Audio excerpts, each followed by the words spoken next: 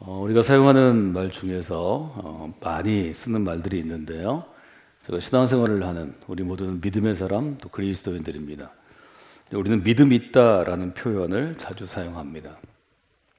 그럼 이 표현을 쓸 때는 우리가 과연 무엇이, 말하자면 그 사람의 어떤 면이 믿음이 있다고 표현할 수 있는가 하는 걸 좀 돌아볼 수 있겠고, 또 그 표현을 쓸 때 어떤 상황인가, 또 믿음이 있다는 것은 무엇을 의미하는가 하는 것들을 여러분들이 묻는 것이 중요합니다.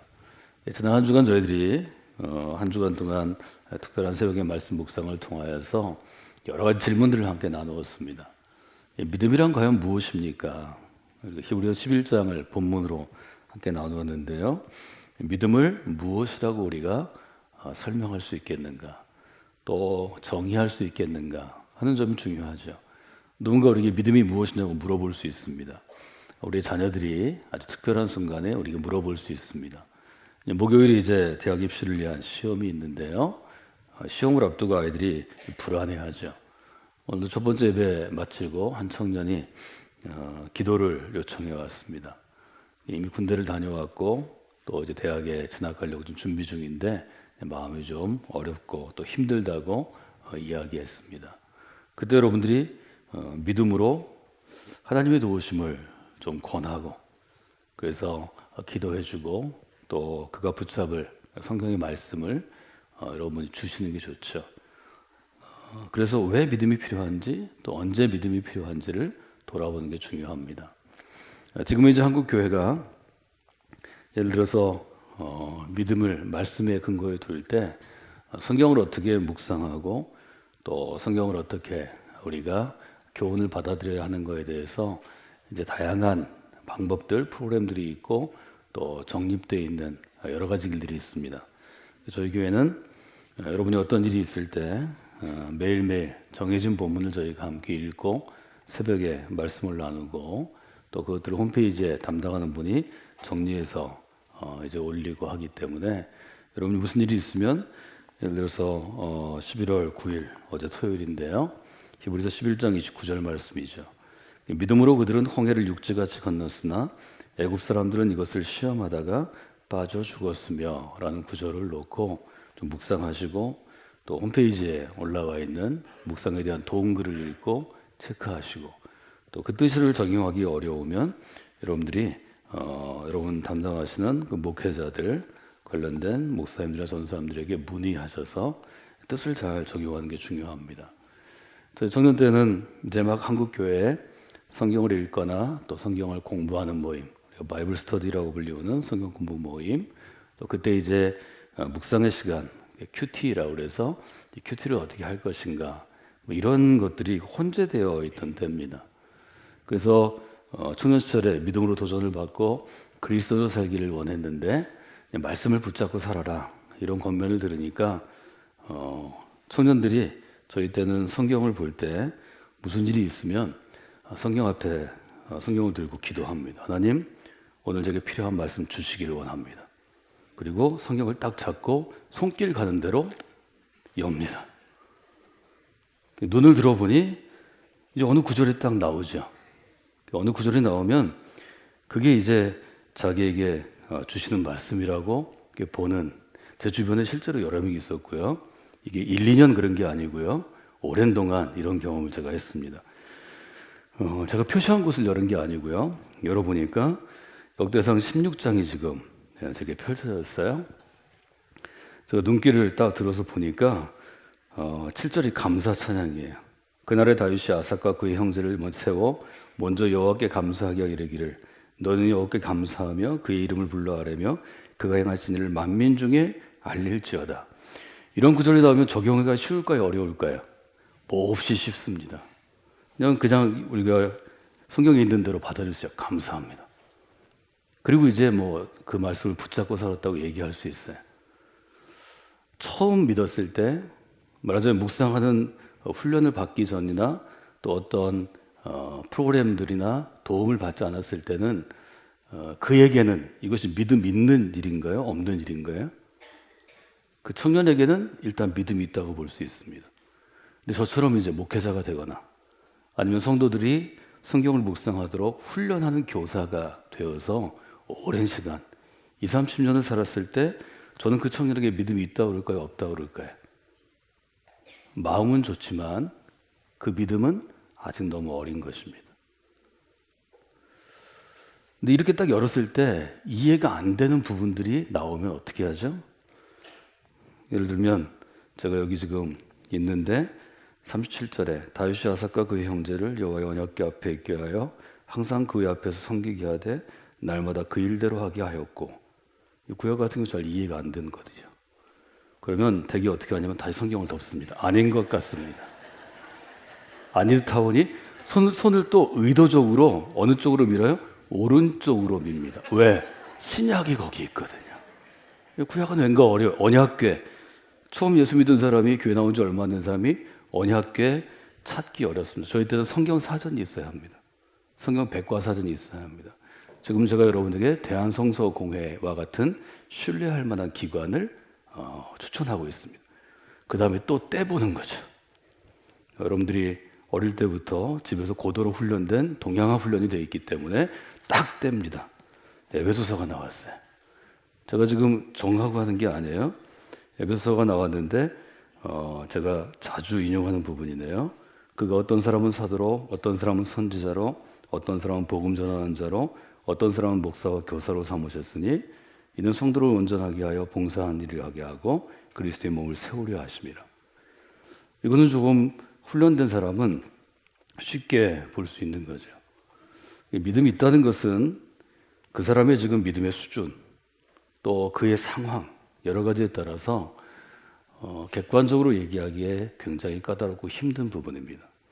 그러나 여러분이 믿음 있는 사람이 되기 위해서는 일정한 안내서, 가이드라인이 있습니다. 저희 교회는 여러분들 성경을 그렇게 떼보는 식으로 보셔서는 안 됩니다.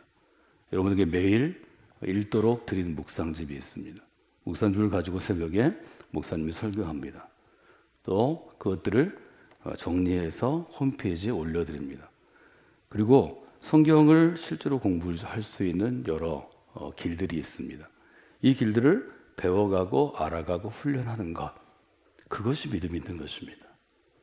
믿음이 있다는 것을 우리가 한두 가지로 이야기할 수는 없습니다. 그래서 저희들은 히브리서를 통해서 여러 질문들을 함께 나눴죠. 믿음은 무엇입니까? 우리에게 왜 믿음이 필요한 것입니까?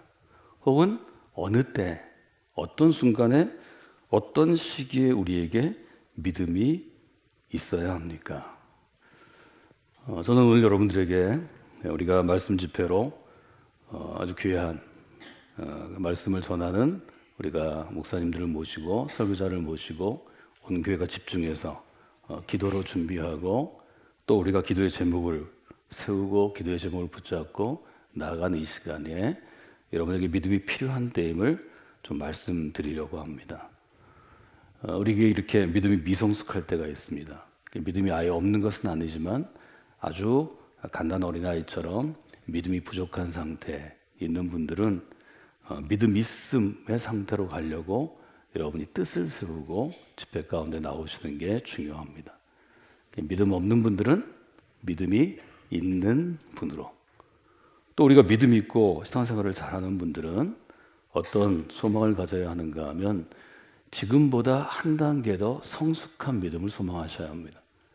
저는 10월 달에 어른스러운이라는 단어를 어른스러운 교회, 어른스러운 그리스도인 이렇게 정의해서 여러분과 함께 나누었습니다.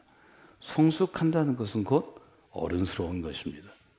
그래서 이 부분들을 여러분이 놓고 이 집회 가운데 하나님께서 함께 하시는 귀한 하나님의 만지심, 즉 믿음의 역사, 성령의 역사를 체험하시고 여러분에게 거룩한 변화 있는 시간이 되기를 주님의 이름으로 부탁을 드립니다. 히브리서를 저희가 한 주간 동안 새벽마다 살펴보고 묵상했습니다. 히브리서에 등장하는 사람들은 믿음의 일종의 대표 선수들입니다. 아브라함부터 시작해서 창세기에 등장하는 이삭과 야곱과 요셉과 여러분 잘 아시는 노아 같은 인물들, 또 모세와 같은 인물들, 우리들이 알고 있는 한 이분들은 믿음의 대표 선수입니다.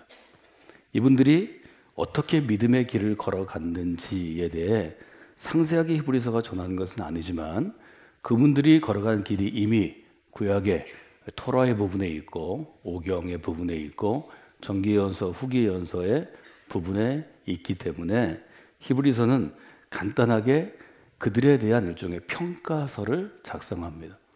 우리가 흔히 대학교에서 이제 중간 고사를 끝난 다음에 리포트라고 부르는데요. 영어 단어 하면 명사는 되게 앞에 액센트가 있기 때문에 레포트라고 부르는 게 더 좋은 발음이라고 얘기합니다. 좋은 결과 보고서를 히브리서가 우리에게 보여주는 거죠. 믿음의 사람들에게 보면 어떤 때 믿음이 필요한가 하면 첫 번째, 삶이 흔들릴 때 믿음이 필요한 때입니다. 인간은 살아가면서 여러 번 자기의 삶이 흔들리는 것을 경험하게 됩니다. 제가 지금 강단 위에 서 있습니다. 강단이 아주 견고하게 세워져 있어서 여기 수십 명이 나와서 합창을 하고 노래를 하고 찬양을 하고 또 퍼포먼스, 어떤 공연을 해도 이 강단이 흔들리진 않습니다. 그런데 제가 여기 서 있는데 제가 서 있는 이 발판, 토대가 흔들린다면 저는 설교하지 못할 것입니다. 이 흔들리는 가운데서 제가 뭘 할 수 있는 게 아닙니다. 사람도 마찬가지입니다. 사람도 자기가 서 있는 인생의 토대 혹은 인생의 기초가 흔들린다면 그 사람은 아주 큰 어려움을 경험하게 될 것입니다.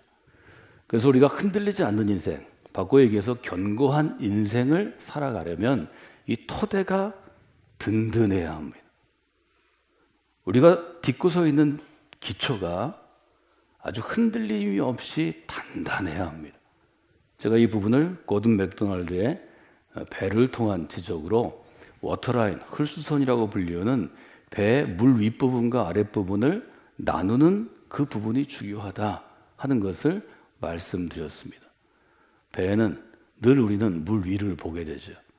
근데 실제로 저 배가 안전하게 항구에 출항해서 목적지까지 가기 위해서는 예를 들어서 일주일간, 한 달간 긴 항해를 이기기 위해서는 물 위에 보여지는 부분보다 배 물 밑에 있는 물 아랫부분이 중요하다 하는 말씀을 드렸습니다. 단순히 중심의 문제가 아니고 이것은 인생의 토대에 대한 문제입니다. 우리가 인생에서 어떤 때 흔들리나요? 아무리 강건한 사람도 가족 중에 누가 상처 있고 힘들고 고통스러우면 자신도 고통스러운 것입니다. 아무리 강한 사람도 자기가 노력해서 해결할 수 없는 육체의 질병을 앓게 되면 자기가 해결할 수 없기 때문에 힘든 것입니다.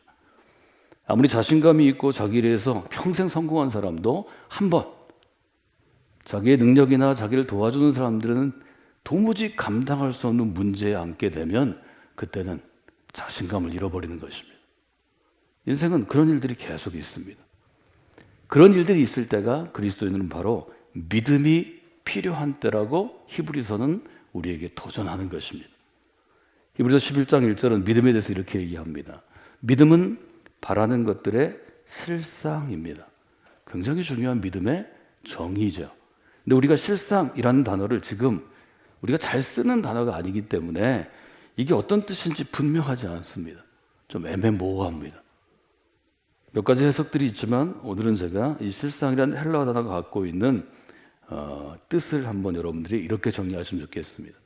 이 헬라어는 앞에 전치사가 있는데요. 아래라는 전치사가 있습니다. 영어로 우리가 아래, 무엇 아래 할 때 under라는 말을 쓰는데요. 그래서 영어는 under라고 이 전치사를 사용합니다.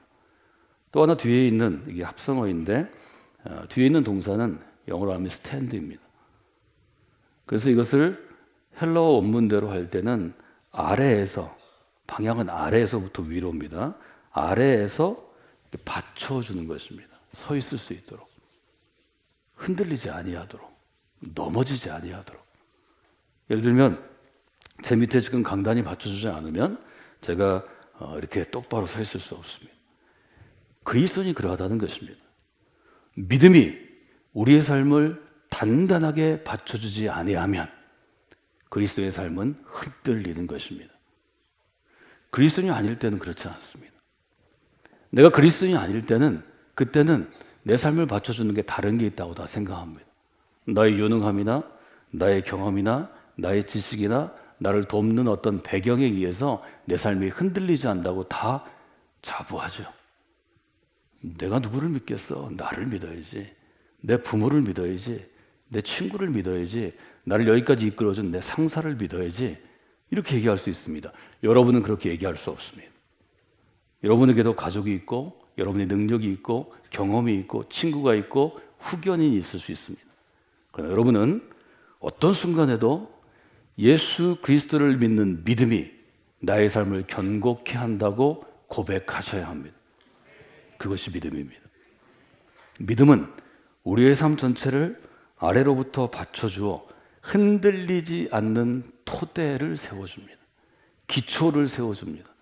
우리가 예를 들어서 어떤 조각상을 세울 때, 데이빗상을 세울 때, 다윗상을 세울 때 조각가들이 그 밑에 토대를 놓습니다. 발이 올라가는 것입니다.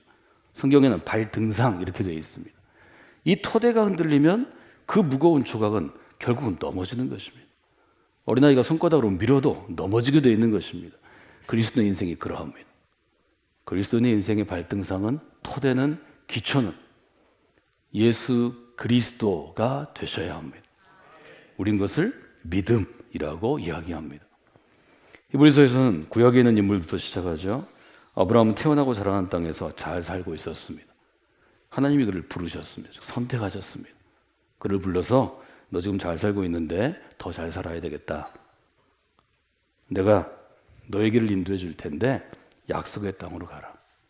약속의 땅에 가면 너는 그들의 믿음의 할아버지, 믿음의 선조가 될 것이다. 아브라함이 고민했을 것입니다. 이미 잘 살고 있습니다. 가족들이 있습니다. 내 직장과 일터가 있습니다.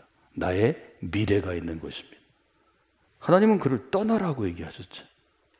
왜 아브라함이 믿음의 조상으로 우리에게 인정이 되나요? 내가 잘 살고 있고 익숙하고 내 미래가 보장된 곳에서 그가 떠났기 때문입니다.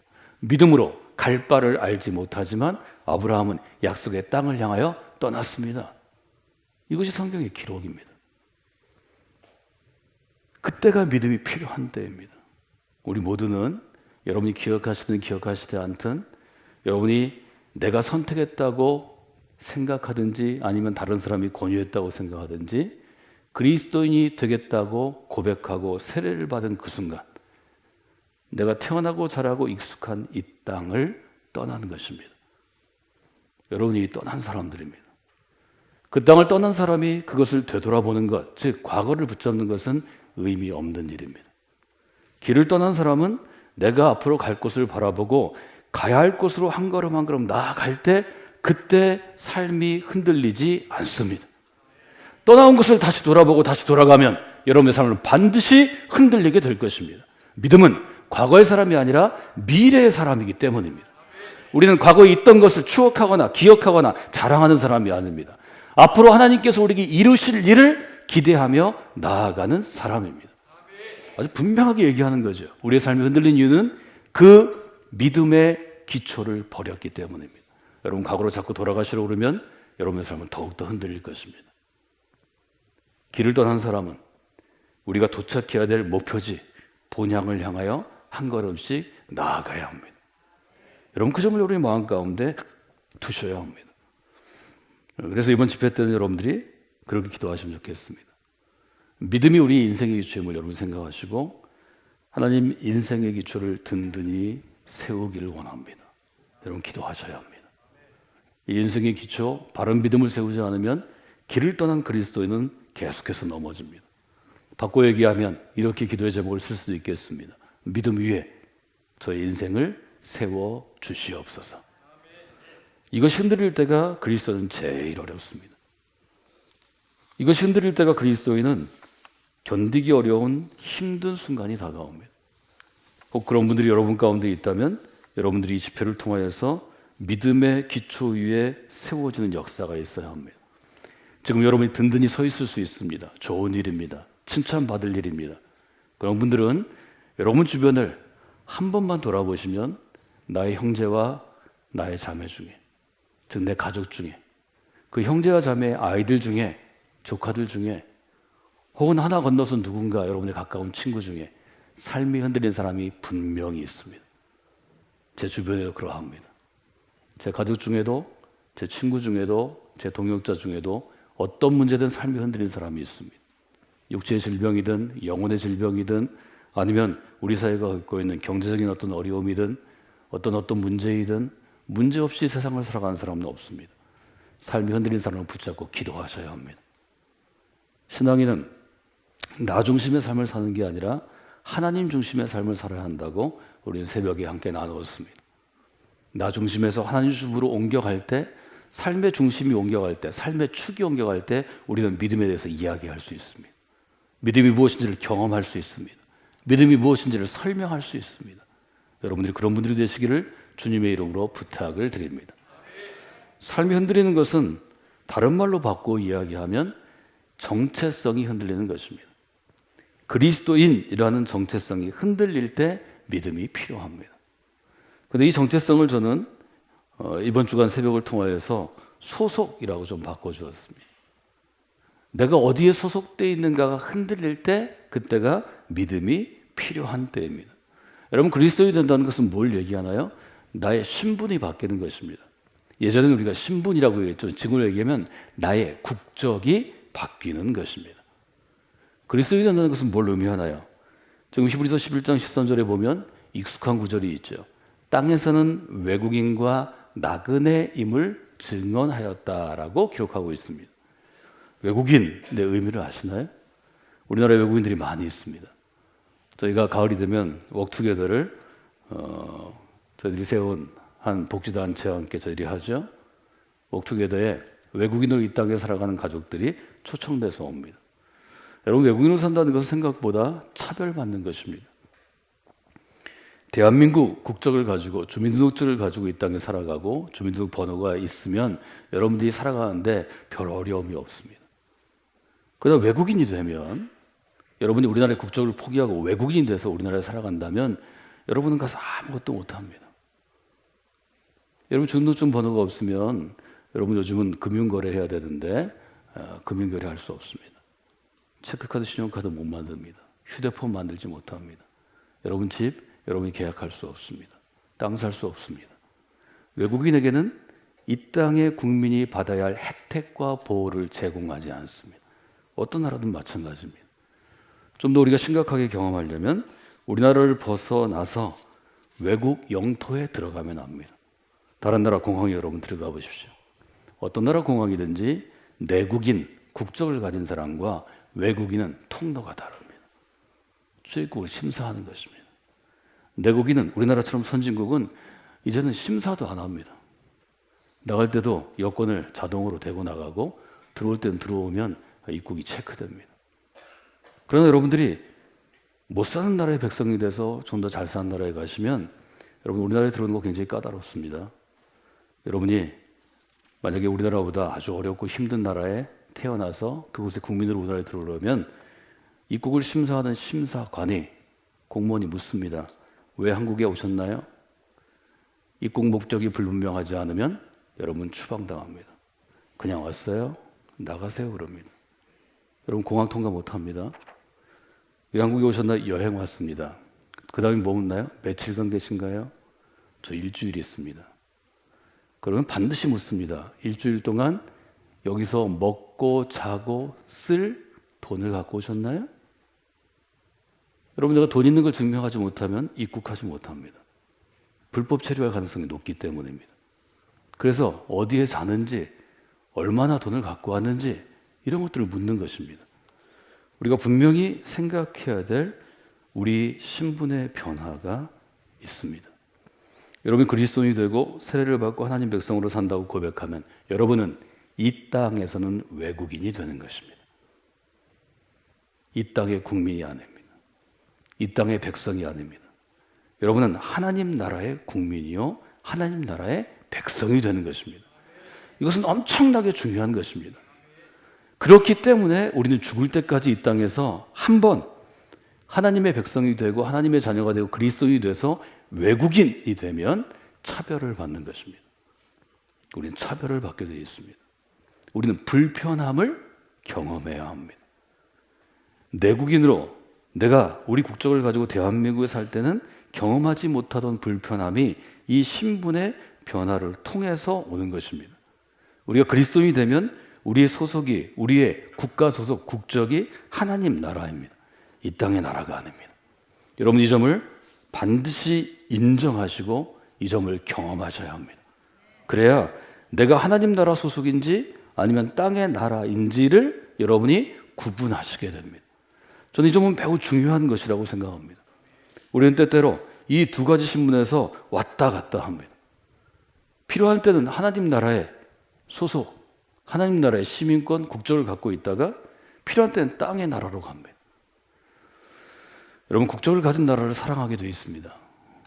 여러분이 땅의 나라 국적으로 계속 돌아가시면 땅의 나라를 사랑하고 땅의 나라에 여러분이 가장 중요한 것, 여러분의 보물을 쌓아두게 됩니다. 우리가 하나님 나라의 시민권, 국적을 갖고 있는 것을 확인하셔야 합니다. 주일이 바로 그러한 때입니다. 여러분 모두는 하나님 나라에 속한 영혼들입니다. 즉 하나님 나라가 제공하는 주민등록증을 갖고 있습니다. 국적을 갖고 있습니다. 여러분의 모든 것은 하나님 나라에 속해 있는 것입니다. 여러분이 그 점을 마음 가운데 둘 때 여러분의 삶이 흔들리지 않는 삶이 됩니다. 이처럼 내가 땅의 나라에 속해 있는지 하나님 나라에 속해 있는지를 알게 되는 것, 이것을 눈뜨다 성경은 이렇게 표현합니다. 1절에 이렇게 되어 있죠. 믿음은 보이지 않는 것들의 증거입니다. 하나님 나라는 보이지 않는 것입니다. 하나님 나라의 시민권도 우리가 보여줄 수 없는 것입니다. 그래서 믿음은 눈 뜨는 것입니다. 여러분, 노아는 언제 방주를 지었나요? 햇빛이 밝게 비추이던 햇빛이 쨍쨍한 맑은 날에 방주를 지었습니다. 노아가 어떻게 방주를 지을 수 있었나요? 지금은 햇빛의 밝은 맑은 날이 계속되고 있지만 주야로 비가 오고 홍수가 나고 물이 점점 차올라서 마을이 잠기고 뒷산이 잠겨서 온 세상의 물에 잠기는 것을 그가 믿음의 눈으로 미리 보았기 때문입니다. 그는 보았기 때문에 맑은 날 방주를 지을 수 있었습니다. 사람들은 그를 비웃었습니다. 그를 조롱했습니다. 그를 핍박했습니다. 가족들도 그를 제정신이 아니라고 얘기했습니다. 그러나 그는 방주를 지을 수밖에 없었습니다.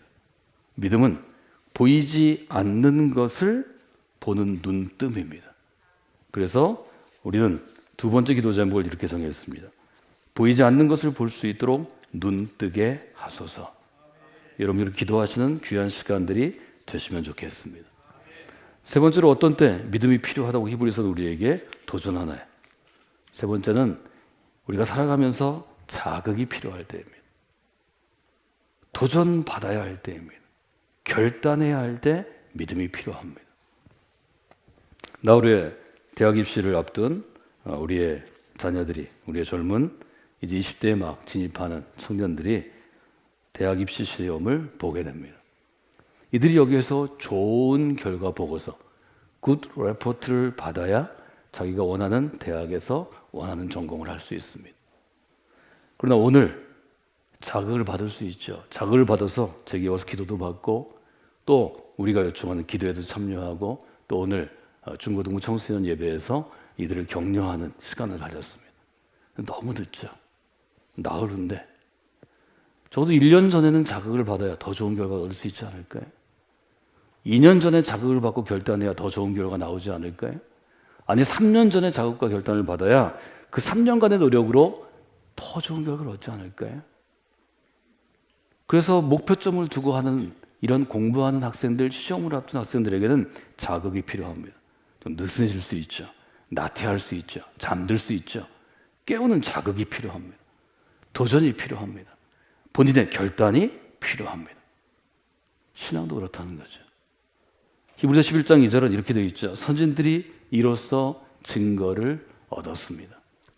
이때 증거를 영어 성경에서 good report라고 번역하는 번역들이 있습니다. 믿음의 조상들이 좋은 보고서를 쓰게 되었다는 것입니다.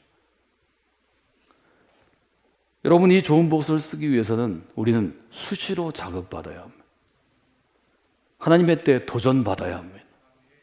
하나님이 원하시는 때에 결단해야 하는 것입니다.